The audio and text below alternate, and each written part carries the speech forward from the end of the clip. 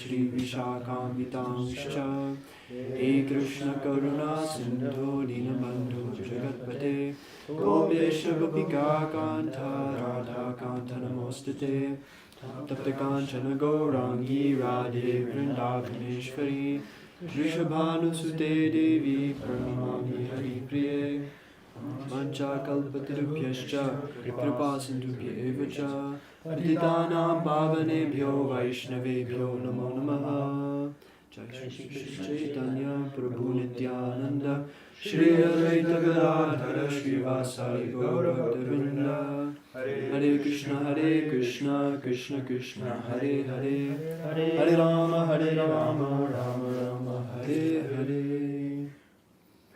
So Vishnu Chitapur was not here, so the format today is a little different, where we'll just be reading as a group, and if anybody wants to ask a question or say anything, you can just say something. Shut up! God wants to answer questions. No questions. This is dry study. Okay, so Hayagriva, we ended where he was asking Srila Prabhupada in kind of a challenging attitude. Well, are you leaving Hayagriva? Well, are you leaving the decision up to me or what? Are you leaving the decision up to me? Prabhupada, yes. Local management, your decision, yes. People must know our importance. So outside propaganda is required. Don't you think it is required? Yes, so make literature. Make nice literature with picture. We get it printed, and then, in the meantime, you can try to see things, how it can be managed, and let him move outside. As I am moving, he will move. And if some other boys who are determined to remain brahmachari, not to marry, they can also take up. Brahmachari and sannyas is meant for moving. Yes, grihastha cannot move because they have to earn. They have to maintain, but the brahmacharis, they will go and beg contribution. A sannyasi will make the situation favorable.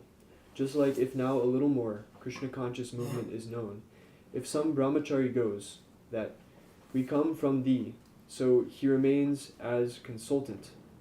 Your proposal that you remain president, he is secretary and treasurer, and he is consultant so long he is here, and when he comes, so he'll be general supervisor? Prabhupada, yes, naturally when he comes, he becomes overhead everyone. When he comes, because he is a sannyasi, just like here when I am present, you take all final decision from me. So that should be the honor of the sannyasi. But he should actually, he is not in charge of this place. Just like in other centers, the president and secretary are in charge.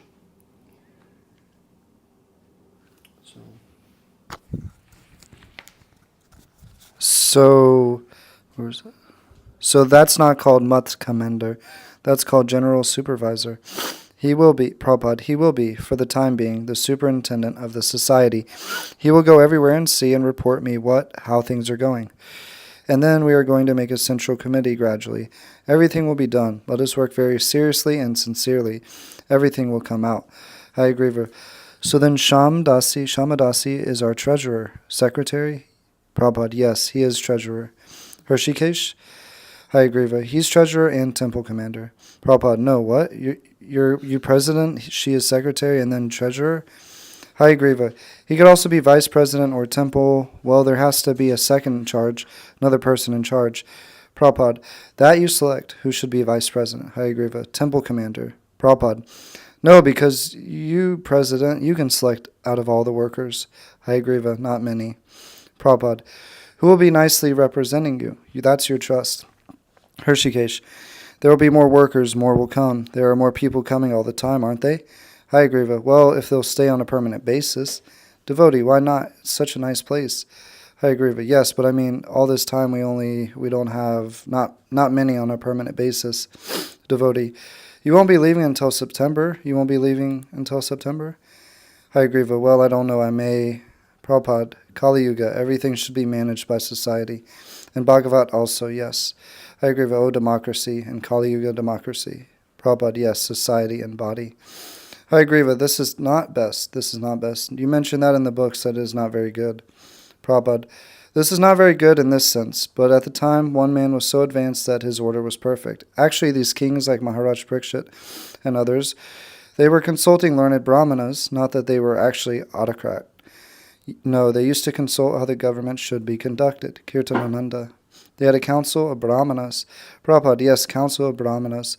Yes, the brahmanas, they are not politicians, but they would give from the Shastra direction. You are king, you do like this. Kirtanananda. There were instances when the king wouldn't follow the brahmanas, so they were thrown out, weren't they? Prabhupada, yes. There were such instances also, just like Prathu Maharaj. His father was dethroned. I think the same thing in England also, the knights.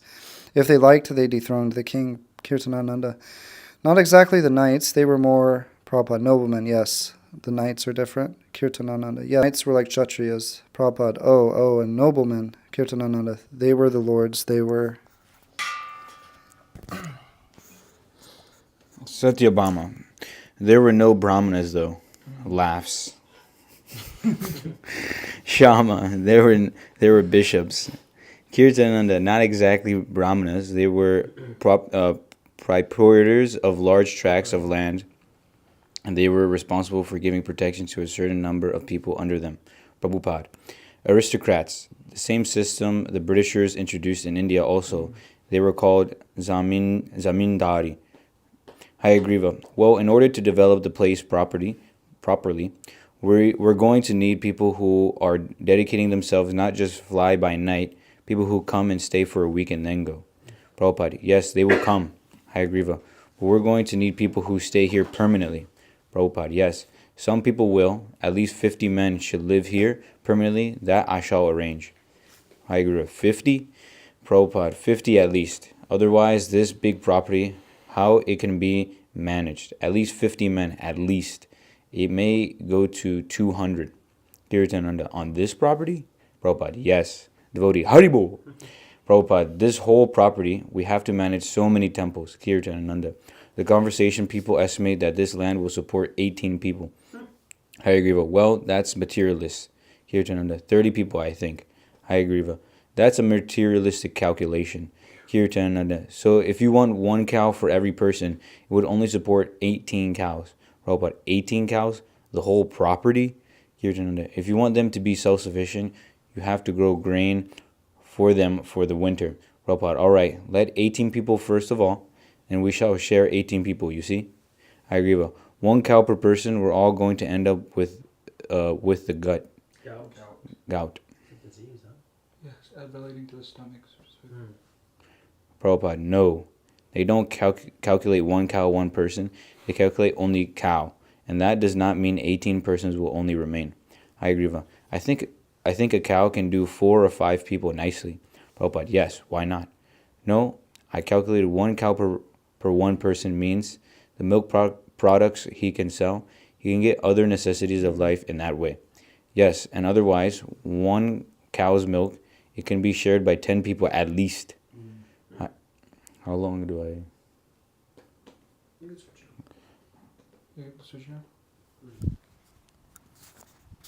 I agree with. So 18 cows, it's 180 people. I mean, could support that many people on the farm. Prabhupada, not support. Devotee, give them milk. Hayagriva. Oh, give them milk. Prabhupada, milk. Yes, milk products. Kirtanananda. I think you could keep 50 cows on this property if you brought your grain and hay from outside. Prabhupada. Yes, that we have to do. We cannot get everything. If we construct temple, we will require so many things. It is not possible to be self-sufficient within this land. We have to get so many things outside. That means we have to get money from outside. Yes. Satyabhama. Can we put requests in the next new Vrindavan newsletter for people devotees who are interested that they should come? Prabhupada. Yes. Satyabhama.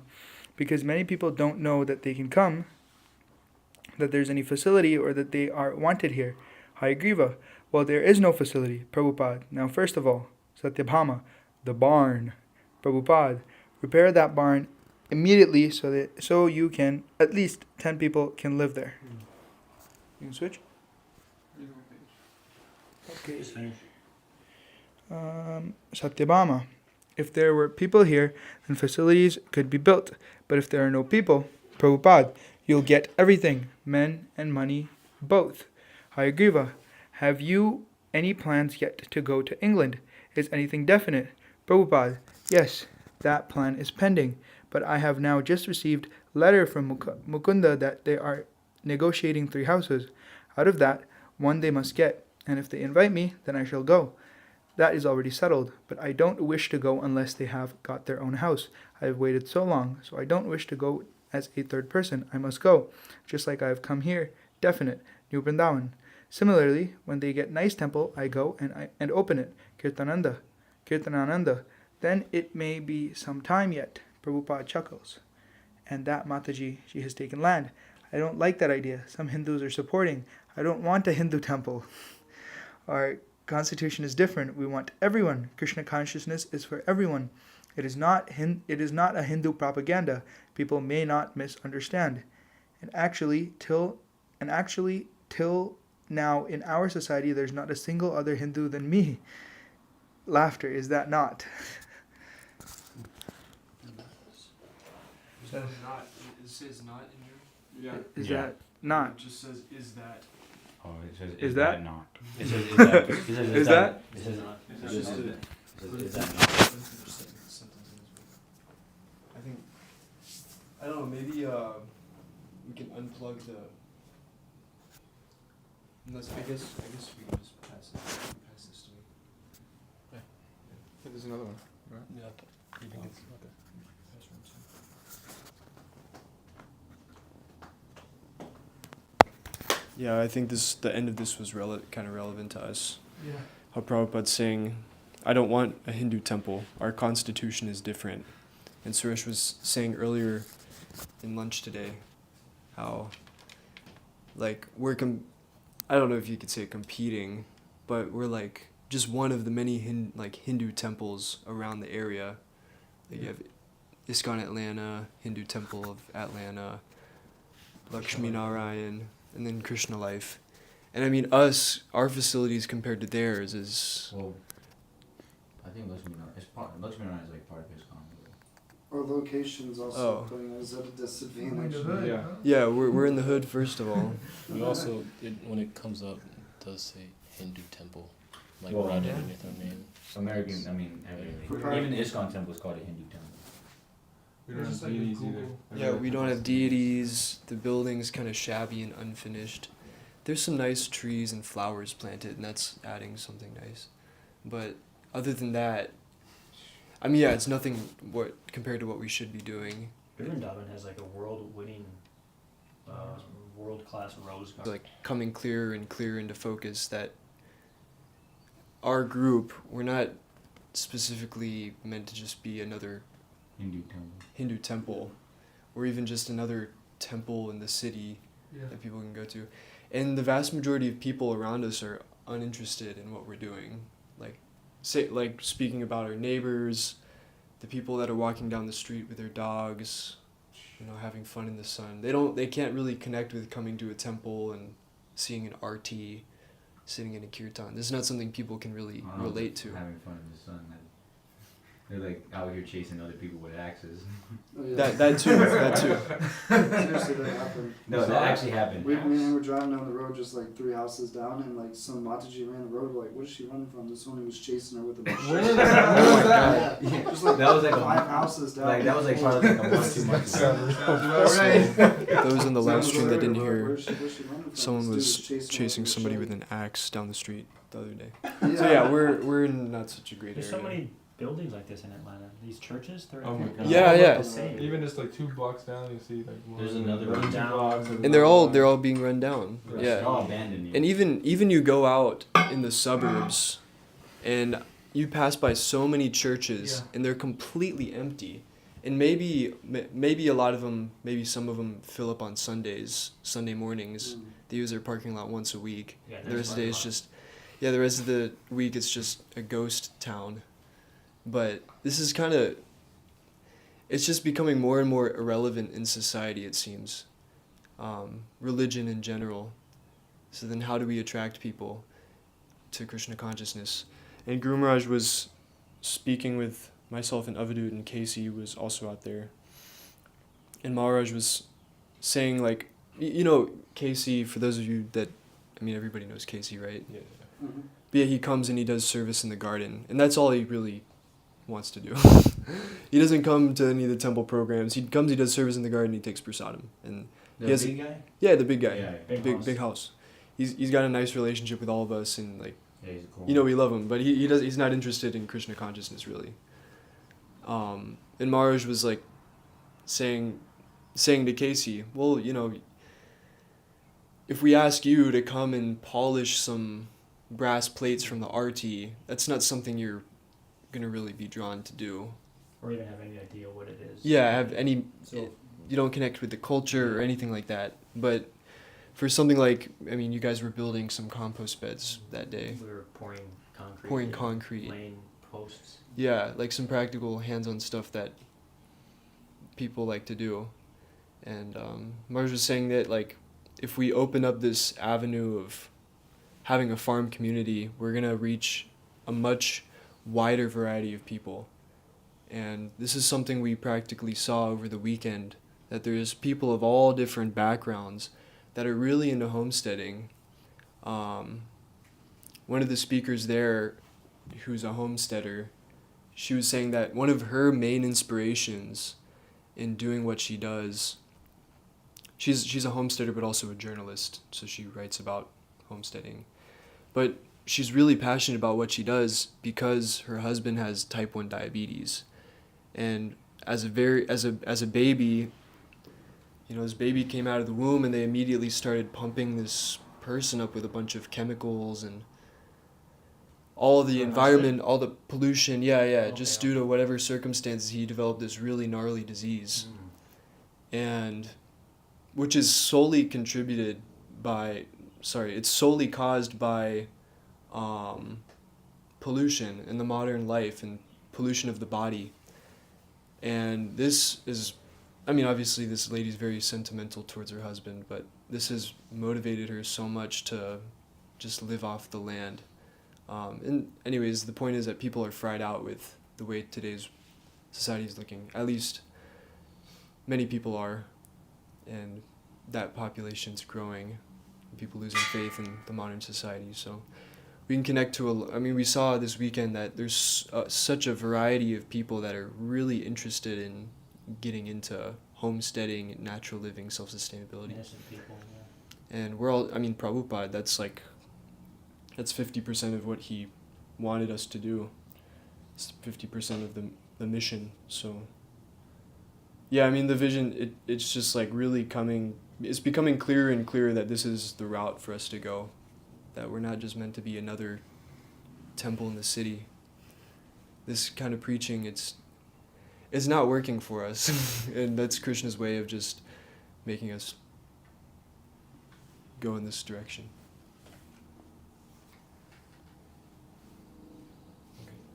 Prabhupada writes that in the first canto, I think, was that in the 50s Prabhupada wrote that?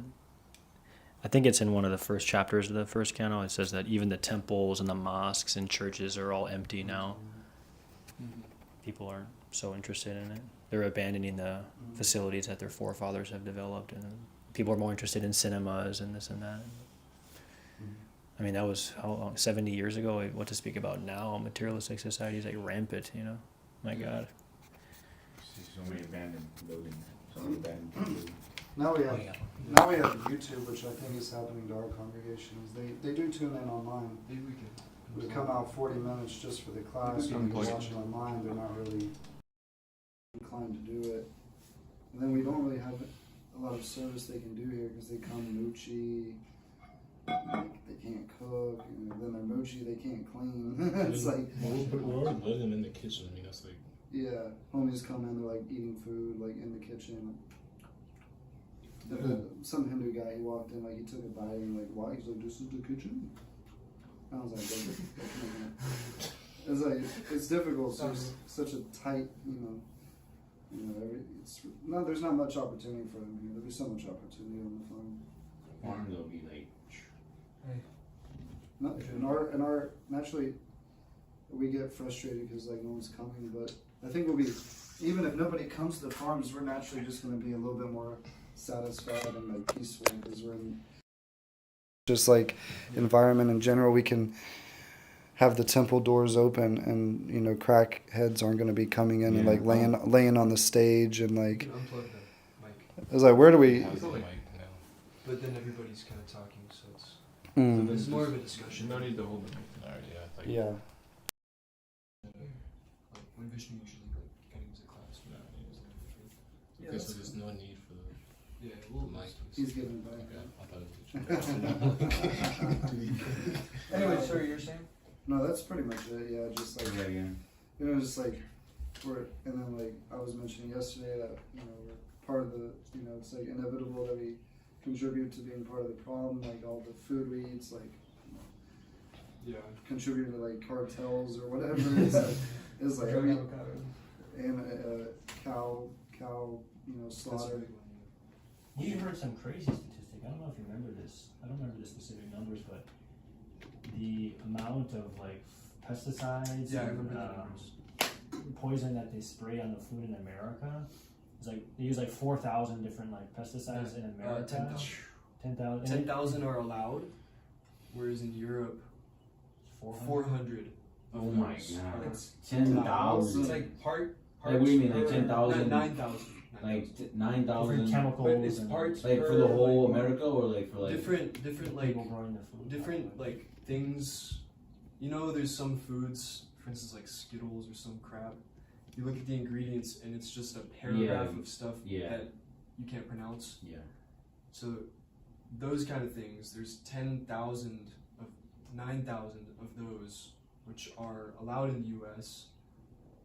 or regulated, produced or something like that, but only 400 of those are allowed in Europe, and those other 8,600 are banned for mass production. Someone sent that. It was like a map of America, and then there was like regions highlighted, and this particular chemical they use, they use it on 30% of crops in this region. Then it showed another map with like cancer rates for that region. It was like literally 30% also. It was like wherever they used this, there was like practically identical like cancer rates. Yeah, I remember that class in like when for your initiation. I remember. I was I still never forgot that class. It's like basically you had that whole like PowerPoint, and like basically the conclusion was that literally everything we eat is just straight cancer. Yeah. All about like the grain. Yeah. How much processing in one single grain Yeah, it goes. was crazy. Like he like broke it down the way he broke it down, and like showed different types of foods, and like explained how like all these different types of foods are actually very harmful to Yeah. our. Another kind of on that point, there's such a thing called genetic bandwidth, where there's only like a plant has a certain capacity of genetic potential, and so breeders, they breed for big, like for instance apples, they breed for big size. They breed the big size trait. They breed the bright red trait, something like that. But in disproportionately increasing these traits, things like nutrition are decreasing. The DNA of the actual Yeah. food. And so I mean and also probably like, this is like I'm just throwing this out, but probably 9 out of, so you have like 10 apples that the farmer produces, only one of them might make it on the shelf in the grocery store, because the slight, like, as we know, nothing in the world's perfect. My left eye looks a little different from my right eye, but if the apple doesn't look picture perfect, then it's discarded. Mhm. And so for every like 10 apples, 9 of them are just being like thrown away. And That's not like a statistic, I'm just saying that to make a point. don't they do that? What is it? Is it Whole Foods or Kroger? They like straight up advertise that. They're like, we screen it if there's any like even the slightest imperfections. Oh yeah. I can't remember what. They market that for sure. Yeah. Yeah, it's like really like they emphasize Yeah. that. There's a new company that's selling the discarded ones actually. Mm. Oh, yeah. Perfect ones. They were doing Yeah, that. there's cheaper. When I first came to the Ponce de Leon, they were getting like one of those things delivered to the ashram like once a week or something. I can't remember. It's like a delivery. People are service. capitalizing on that for sure. Yeah. Anyways, people are just in such illusion with the food they consume. there's another really funny thing. Should I tell the thing about the worms? That was good. This is really okay. Anyways, this speaker we saw, Joel Salatin. He tells a story about a class of like second or third graders, a class of kids. And if you really want to entertain kids and occupy it, you just get what's called a worm compost, vermiculture, a worm bed. Basically, it's like a coffin-shaped container, just completely filled with worms. And this is like a strategy used in like composting. And these kids just love to just like seed a bunch of worms and just like play with it. I did that. Oh yeah? Yeah. Okay. One peed in my hand. Oh. That's so emotional. But anyways, they did this experiment in their class where, okay kids, you bring all your lunch and bring a little bit of your lunch and we'll give it to the worms. So some kids brought some Lunchables, some Skittles, Hot Pockets, the things that their parents give them. And they put it at one end of the coffin, the worm bed. And then on the other end, the people running the experiment, they put like some homegrown apples, some carrots, broccoli, those kind of things. Some meat maybe. And then, okay, bye kids, come back next week. And all the kids come back next week. And all the carrots and apples and meat, whatever was there, this disappeared, it gone. So that means the worms ate it. But then all the Skittles and Lunchables, the worms didn't touch. It was like just as it was. So the moral of the story is, why would you eat something that a worm won't eat? And that's because worms aren't swayed by, well anyways, I'll get into that later, but Advertisements? yeah. Worms aren't swayed by advertisements or political campaigns. But then he had to find a kind of funny solution to all of the problems of the USDA, the U.S. Department of Agriculture. They spend millions and millions of dollars testing all these different chemicals and seeing, okay, what's eco-friendly, what works the best, this, that, yada yada, so much research, money being wasted. But everything could be done just by a simple solution. You get a bunch of these worm beds, and whatever you want to research, you just present it to the worms. If the worms accept it, then it's okay. If the worms reject it, then it's not okay. And like this, all of their problems will be solved. That was just kind of funny. Yeah. We can continue reading.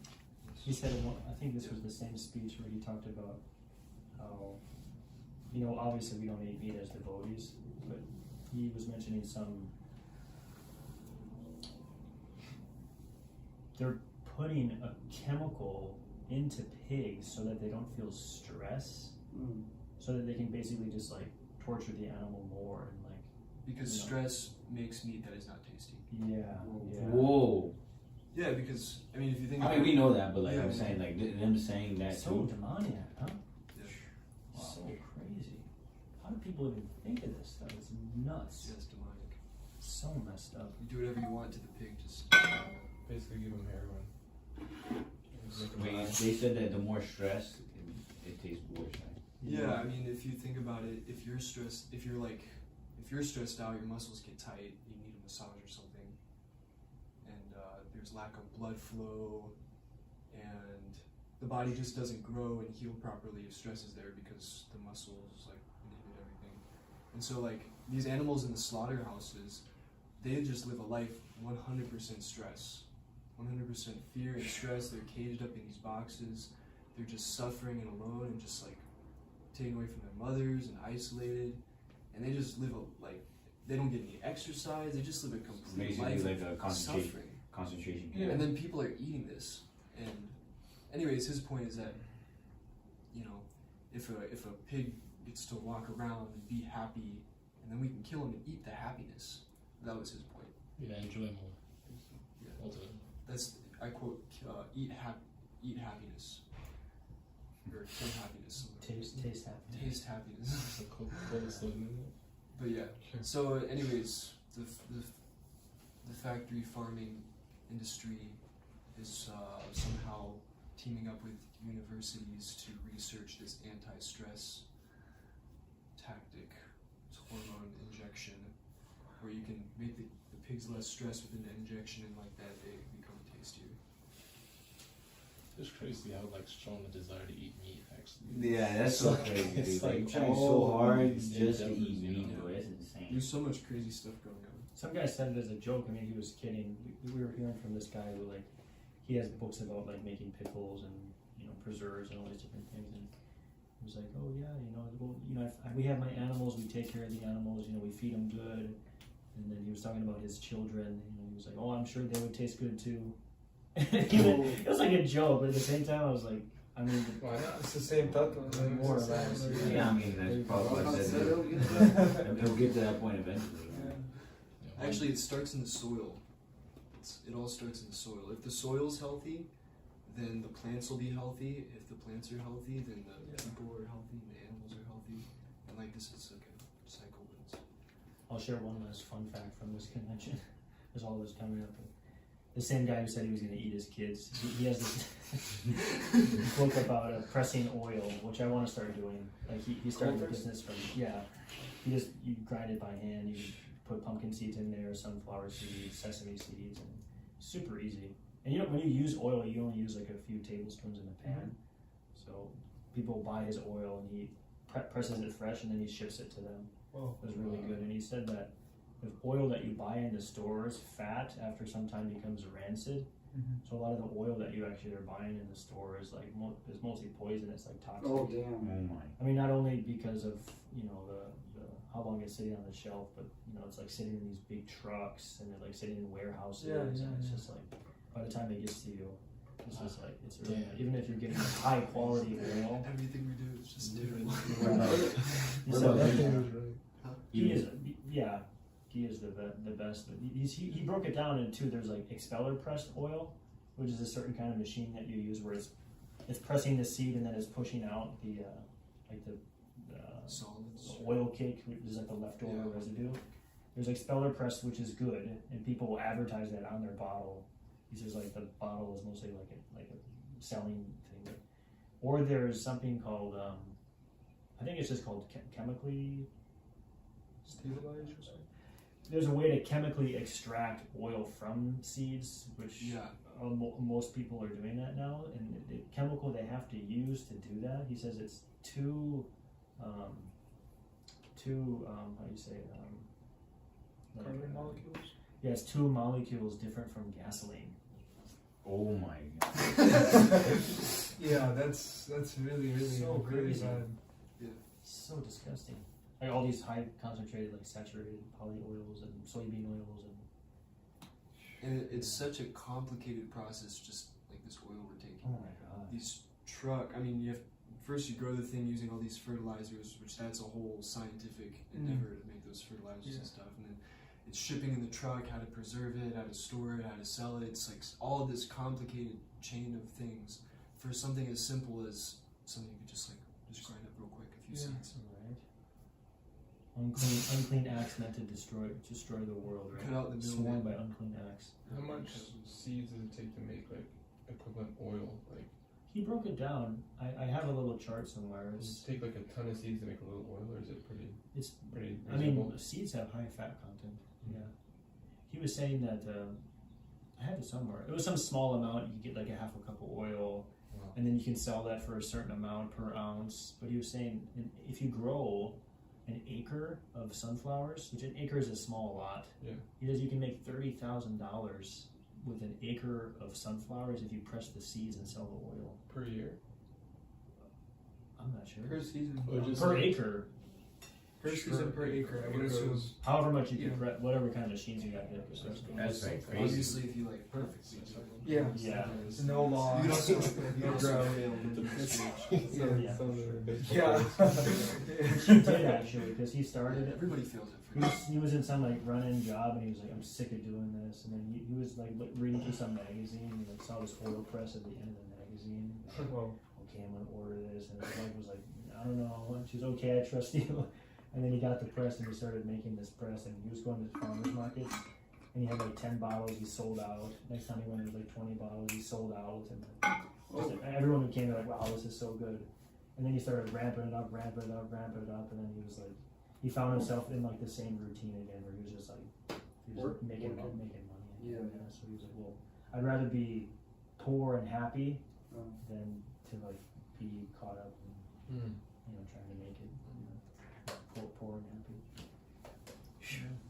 I was gonna ask. So you said he was shipping to people, right? Mm-hmm. So how? He's still doing it. So with like the preservation, how does that work? I mean, I'm sure it's better than like Oil has a certain shelf life. Okay. Yeah. Yeah, he gets an order, then he presses it. It's not that he makes it in Yeah. mass and then it sits around. Yeah, yeah, I understand. Yeah. That's nice. So anyways, the point is, there's a lot of people that are coming to their senses. Dang, bro. And I mean, myself, we went to this thing, and they have all these demonstrations when it comes to weaving, herding sheep. Quick comment. Whoa, Sorry. okay. We have a comment. Well, let me just. Oh, sorry. Go ahead. And then, Yeah. But anyways, How's people that are going? interested. It's really cool. You learn how to like make a pot with your hands. You learn how to do all these like practical things. Like, wow, okay, I'm wearing this cloth, but like, how the heck is a cloth made? Yeah. And people are actually interested if they start to think about these things. And so like people that came to this convention, they're interested in all these things. They're fired up, and that's great. But there's no Krishna. So we have to do something like this and somehow connect people to Krishna this way. Yeah. Vishnu said that Varnasrama Dharma is Krishna's preaching. Yeah. Yeah. Vishnu Chidapur said it. This is Devanamrita. I don't know if anybody knows who that is. Anyways, they said when they pack several chickens in a small cage, they become so stressed that they often attack each other. Sometimes they even cannibalize each other. Yeah. It's a horrible life. Yeah, for sure. Dude, that is absolutely disgusting. Devareta said that? Devanamrita? Devanamrita. Devanamrita. Devanamrita. I think it's your turn, Martin. We're at spiritual communism. Okay, Spiritual Communism, Moscow, June 22, 1971. Conversation with Professor Katovsky. Hinduism is a term invented by the Muslims. Is it Muslims? Yeah. Real cultural institution of India is called Varnashram. Varnashram cannot be artificially abolished. It will exist in one form or another in every society. It doesn't matter what Varna or ashram one is in. If he understands the science of Krishna, he can be a spiritual master. In 1971, during his historic visit to the Soviet Union, Srila Prabhupada was introduced to Professor Grigory Kotosky, head of the India Department of the USSR Academy of Sciences and chairman of the Indian Studies Department at the University of Moscow. As they sat informally in Dr. Kotosky's office, the spiritual leader and the communist scholar vigorously discussed topics of mutual concern. Srila Prabhupada proposed a radical reformation of the communist system. Prabhupada, modern sociology is targeting the state or the people as the owner of a certain state. There is no mic. Here. Dude, Can I- really gotta keep on can I doing put this. things That's a little like. Nice. Okay. Is this from the SSR? Oh, this conversation. I thought he was going to talk about the verse. Anyways, No, I'm talking the section. Is This this in the section? SSR? I'm not I sure. think it does. USSR. I think it does kind Bro said Israel, but Israel. modern sociology is targeting the state or the people as the owner of a certain state, but our Vedic conception is Isha Vasyamidam Sarvam from Isha Upanishad 1. Everything is owned by Isha, the supreme controller. Tena Taktena Bhunjita. What is given by him, allotted to him, you enjoy that. Magarataf Kasyas Vidhanam. But do not encroach upon others' property. This is Isha Upanishad, Vedas, and the same idea is explained in different Puranas. The other day I was reading in that paper, Moscow News, there was a Congress, Communist Congress, and the president declared that we are ready to get others' experience to improve.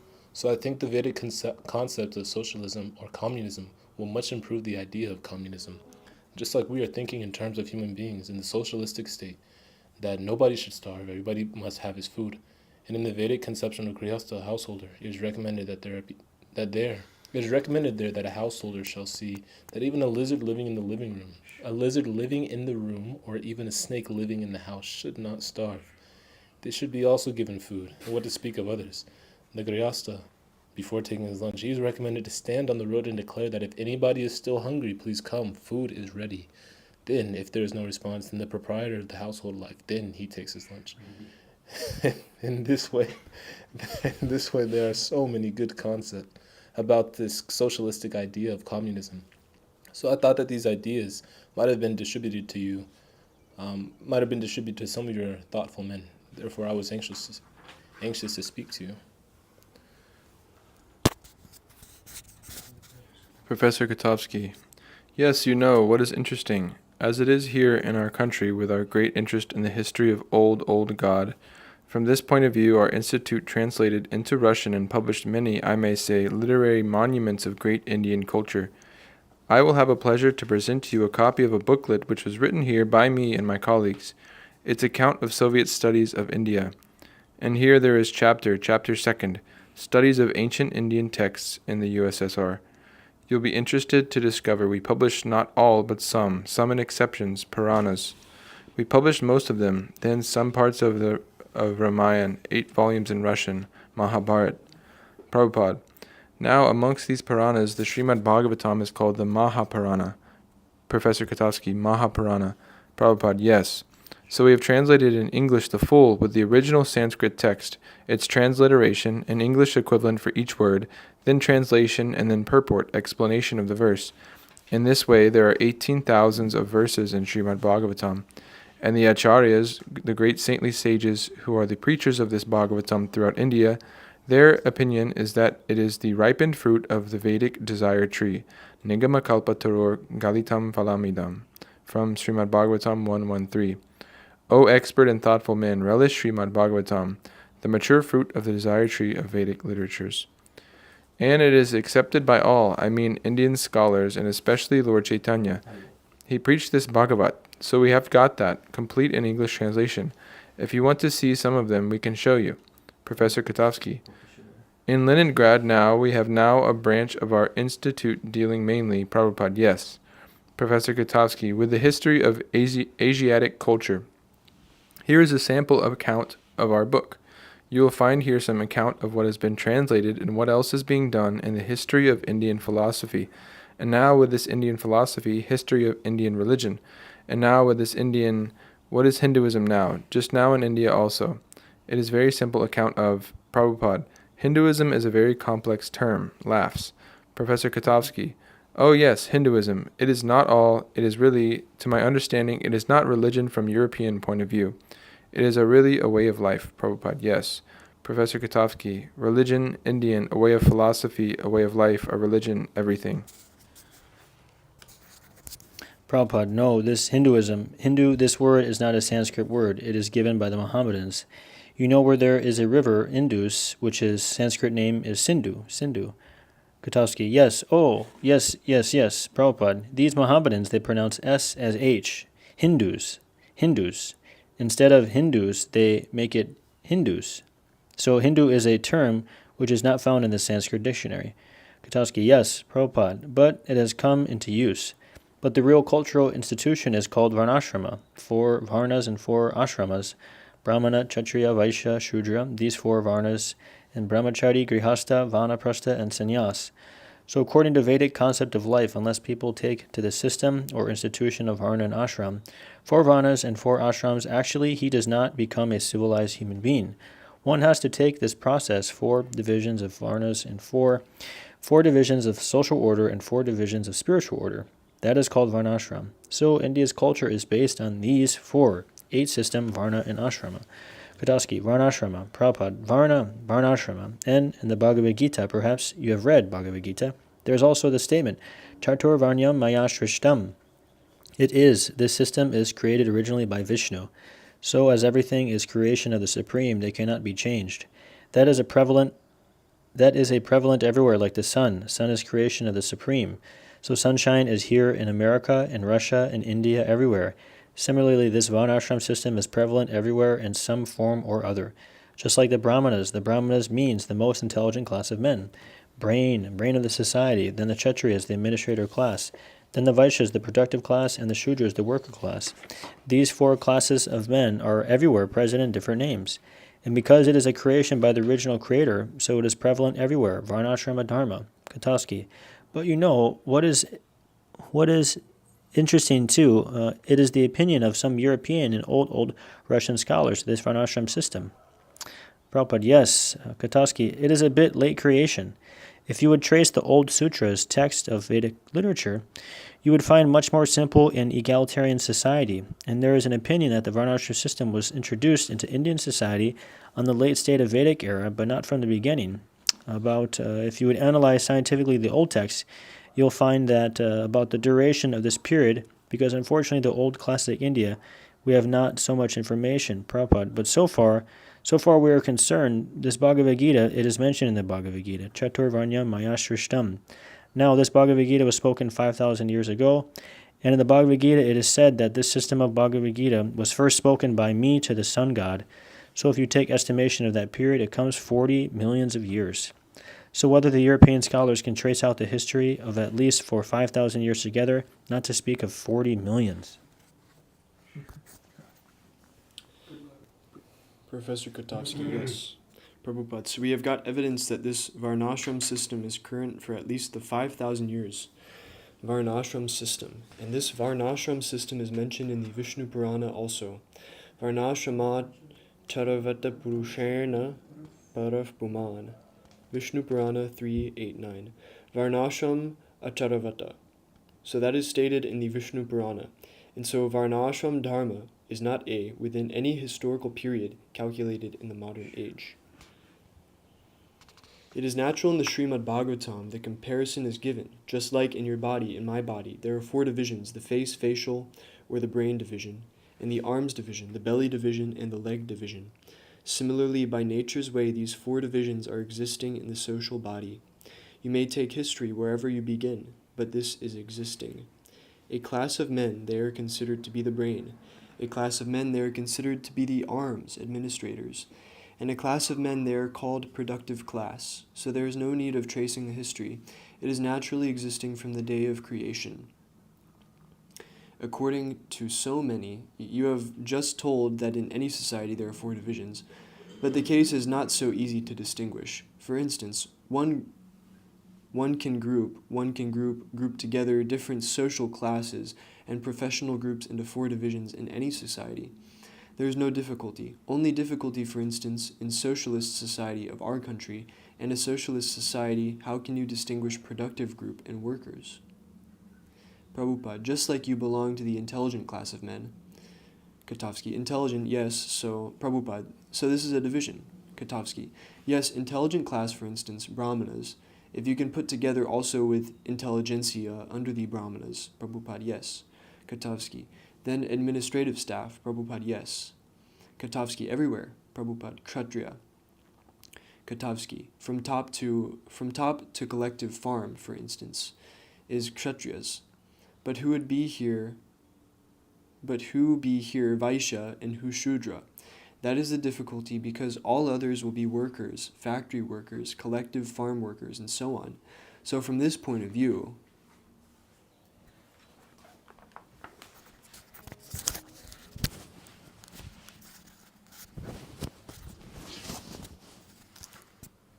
Sorry, I was thinking about one of the. Where are we at?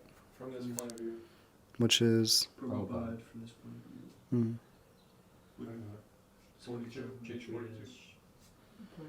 See, there is a great distinction, in my opinion, between socialist society and all societies preceding socialists, because in a modern Western society, you can group all social professions, classes, for instance, practically, very conditionally. At least you can. The Brahmanas, Kshatriyas, Then this Vaishya, this productive class, is owners. Prabhupada, that is, Professor Kotovsky, of the means of production. Prabhupada, yes. Professor, these factory owners, for instance. Prabhupada, yes, Professor. And the Shudras are workers, menial workers. But here you have no Vaishyas from this point of view because you have administrative staff. In fact, there is administrative staffs. You can call them Kshatriyas. And then Shudras, that's workers themselves, but not this intermediate class. Prabhupada. That is stated, Kalo Shudra Sambhavaha. In this age, practically all men will be Shudras. That is predicted. But if there are simply Shudras, then the social order will be destroyed. Just like in spite of your state of the social order and the state of Shudras, a Brahmana is found here, and that is necessity. So if you do not divide the social order in such a way, then there will be chaos. That is the scientific estimation of the Vedas. You may belong for the time being to the Shudra class, but to maintain the social order, you have to train some of the Shudras to become Brahmanas, some of the Shudras to become Kshatriyas. You cannot depend on the Shudras. There will be chaos. Neither you can depend only on Brahmana. Just like to fulfill the necessities of your body, there must be a portion called the brain, there must be a portion called the arms, and there must be a portion called the stomach or the belly. And there must be a portion which is called the leg. The leg is also required, the brain is also required, the arm is also required for cooperation to fulfill the mission of the whole body. So any society you conceive, unless there are these four divisions, there will be chaos. It will not be properly, smoothly going on. There will be some disturbance. Brain must be there. So at the present moment, there is scarcity of brain. I am not talking of your state or my state. I am talking the world as it is. The brain, formerly the Indian administration was going on in monarchy. Just like this picture. This picture is a Kshatriya king. Before his death, he renounced his, royal order, and he came to the forest to hear about self-realization. So if you want to maintain the peace and prosperity of the whole worldly social order, you must create a class of men very intelligent, a class of men very expert in administration, a class of men very expert in production, and a class of men to work. That is required. You cannot avoid it. That is the Vedic conception. Mukha bahuru padebhya. They say mukha. Mukha means the face. Bahu means the arm. Uru means this or waist. And pada. So anywhere, either you take this state or that state, it doesn't matter. Unless there is a smooth, systematic establishment of these four orders of life, the state of the society will not go very smoothly. I guess we have 3 minutes left. Should we, does anyone want to say anything?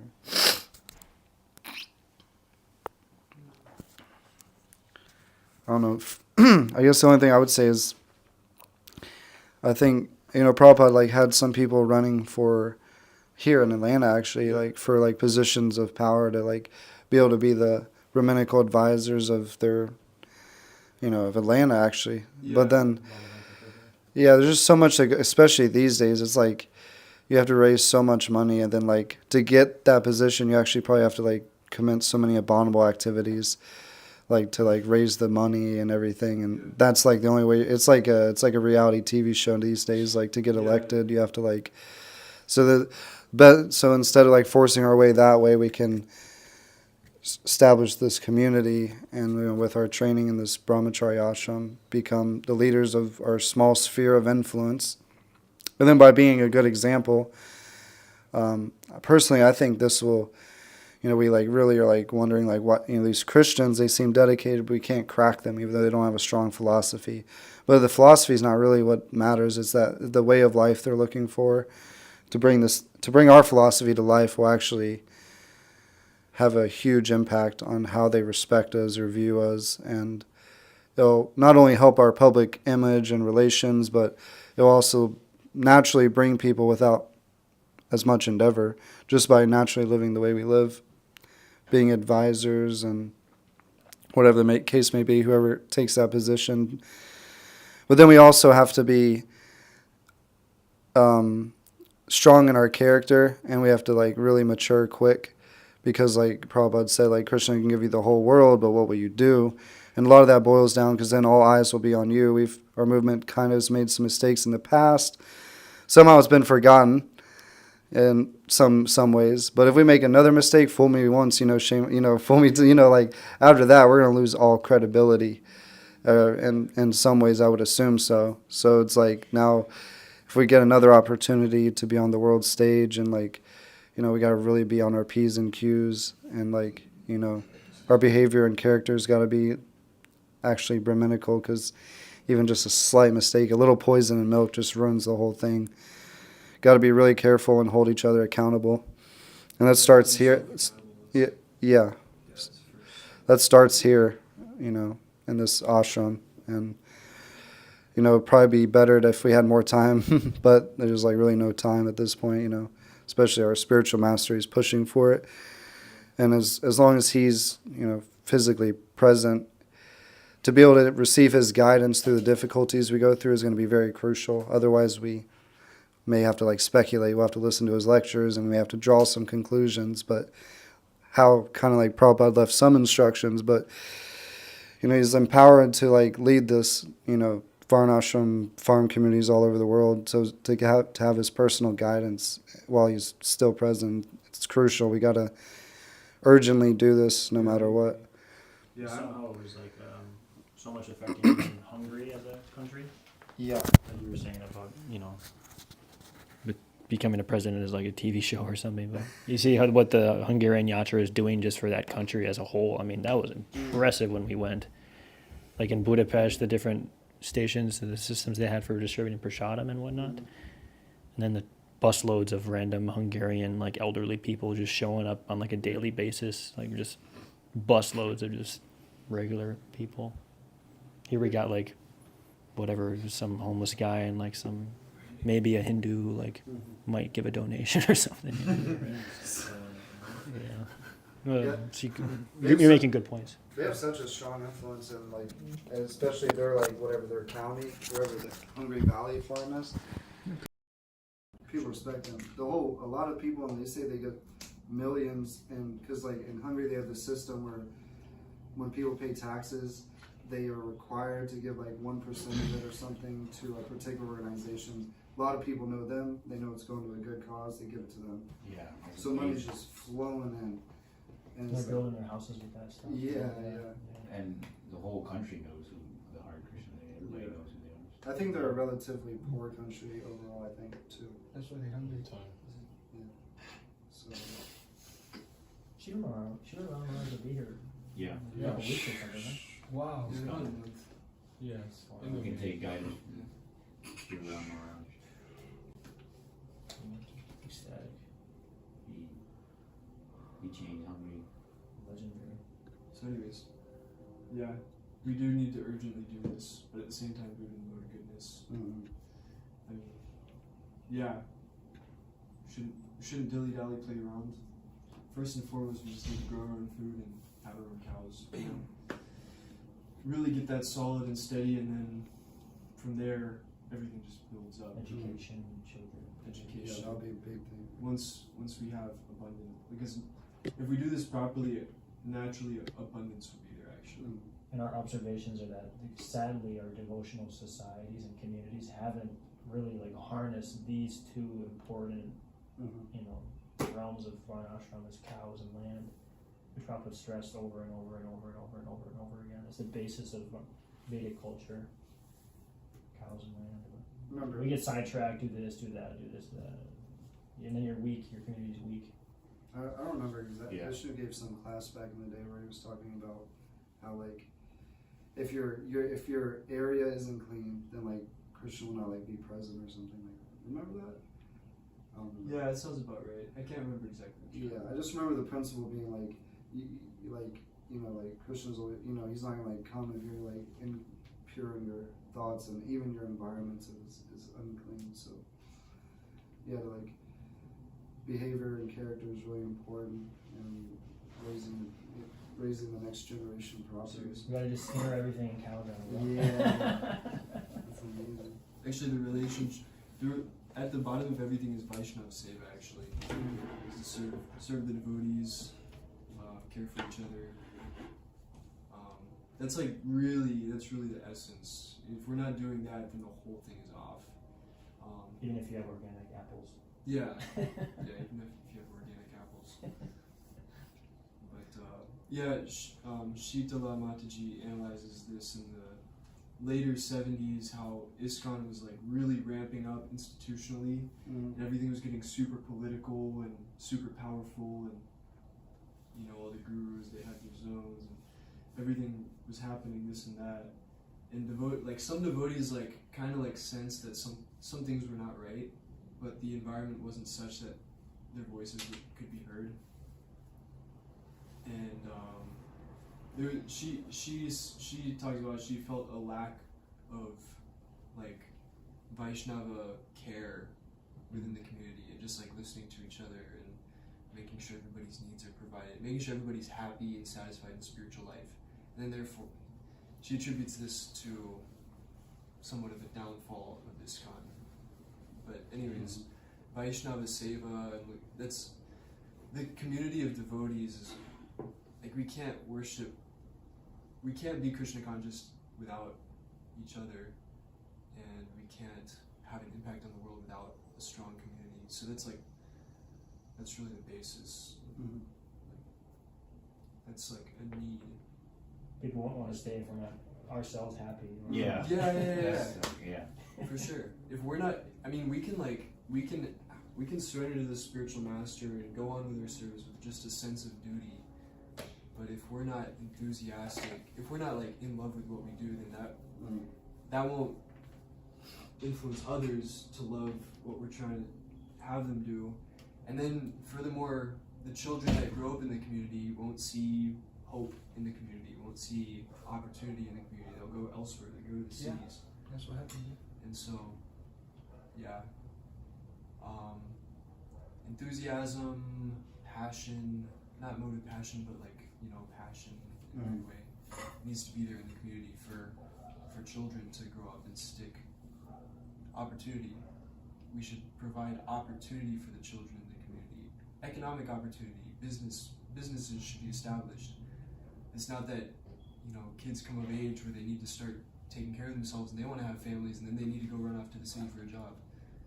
We should really establish the community. Anyways, this is like super big picture talk. First of all, we just need to grow some vegetables.